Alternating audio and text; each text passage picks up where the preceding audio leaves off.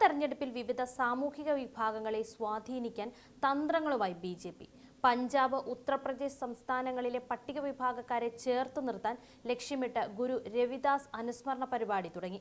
15-16 നൂറ്റാണ്ടുകൾക്കിടയിൽ ജീവിച്ചിരുന്ന ഈ ഭക്തകവിയെ ഉത്തരേന്ത്യക്കാർ ആത്മീയ ഗുരുവായാണ് കാണുന്നത്. ജനിച്ച വർഷം സംബന്ധിച്ച് ചരിത്രകാരന്മാർക്കിടയിൽ തർക്കമുണ്ടെങ്കിലും 650-ാം ജന്മവാർഷികം എന്ന നിലയിലാണ് ബി.ജെ.പി. അനുസ്മരണം സംഘടിപ്പിച്ചിരിക്കുന്നത്. തുകൽ ഉൽപ്പന്നങ്ങൾ നിർമ്മിച്ചിരുന്ന ചാമർ വിഭാഗത്തിലാണ് രവിദാസിന്റെ ജനനം. 2011 ജനസംഖ്യാ കണക്കുപ്രകാരം പഞ്ചാബിൽ 31.94%, ഉത്തർപ്രദേശിൽ 20.7% പട്ടിക വിഭാഗക്കാരാണ്. ഇവരെ സ്വാധീനിക്കാൻ ഇതിലൂടെ സാധിക്കുമെന്നാണ് ബി.ജെ.പിയുടെ കണക്കുകൂട്ടൽ.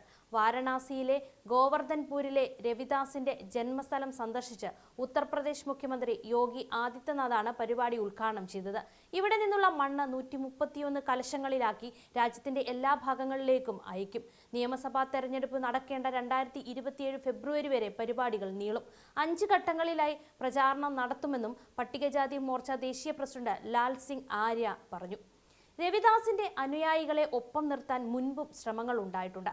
1997 ഗോവർദ്ധൻപൂരിലെ ഗുരു രവിദാസ് ജന്മസ്ഥാൻ മന്ദിറിന് സമീപം പാർക്ക് നിർമ്മിക്കാനുള്ള അന്നത്തെ മുഖ്യമന്ത്രി മായാവതിയുടെ നീക്കത്തോടെയാണ് ഇതിന് രാഷ്ട്രീയ പ്രാധാന്യം കൈവന്നത്.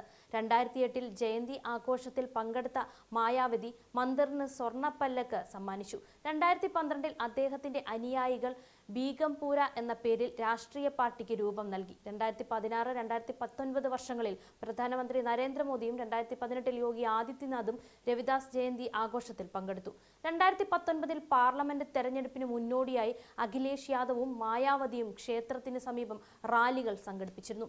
2022 പഞ്ചാബ് നിയമസഭാ തെരഞ്ഞെടുപ്പ് പ്രചരണത്തിനിടെ രാഹുൽ ഗാന്ധി, പ്രിയങ്ക ഗാന്ധി തുടങ്ങിയ ഒട്ടേറെ നേതാക്കളും ഇവിടെ എത്തി. മുൻ മുഖ്യമന്ത്രിയും സ്വാതന്ത്ര്യ സമര സേനാനിയും സോഷ്യലിസ്റ്റുമായ കർപ്പൂർ ഠാക്കൂറിന് മരണാനന്തര ബഹുമതിയായി ഭാരതരത്നം നൽകിയതും ബീഹാറിലും വന്ദേഭാരതത്തിന്റെ 150-ാം വാർഷികം ചർച്ചകളിൽ എത്തിച്ചതും ബംഗാളിലും നിയമസഭാ തെരഞ്ഞെടുപ്പുകളിൽ നേട്ടമുണ്ടാക്കാൻ സഹായിച്ചെന്നാണ് ബി.ജെ.പിയുടെ വിലയിരുത്തൽ.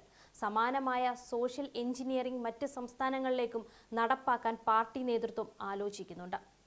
അതേസമയം ഗുജറാത്ത്, മധ്യപ്രദേശ് പോലുള്ള ബി.ജെ.പി. ഭരിക്കുന്ന സംസ്ഥാനങ്ങളിൽ ഉയരുന്ന പ്രതിഷേധങ്ങൾ കേന്ദ്ര നേതൃത്വത്തിന് തലവേദന ആകുകയും ചെയ്യുന്നുണ്ട്.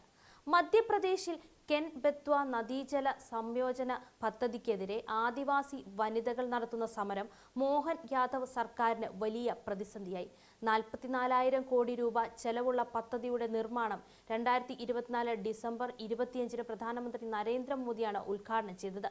ഛത്തർപൂർ ജില്ലയിലെ 14 ഗ്രാമങ്ങളും പന്ന ജില്ലയിലെ 8 ഗ്രാമങ്ങളും ഒഴിപ്പിക്കണമെന്നതാണ് വെല്ലുവിളി. 7,193 കുടുംബങ്ങളെ ബാധിക്കുമെന്നാണ് കേന്ദ്രത്തിന്റെ കണക്ക്.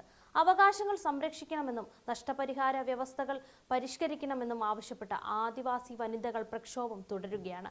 പ്രതിഷേധത്തിന്റെ ഭാഗമായി ജല സത്യാഗ്രഹം, ചിത സത്യാഗ്രഹം എന്നിവ നടത്തിയിരുന്നു. സമരത്തിന് പിന്തുണയുമായി നിരാഹാര സമരത്തിലായിരുന്ന സാമൂഹിക പ്രവർത്തകൻ അമിത് ഭട്നാഗറിനെ പോലീസ് അറസ്റ്റ് ചെയ്ത് നീക്കിയത് ഏതാനും ദിവസം മുൻപാണ്.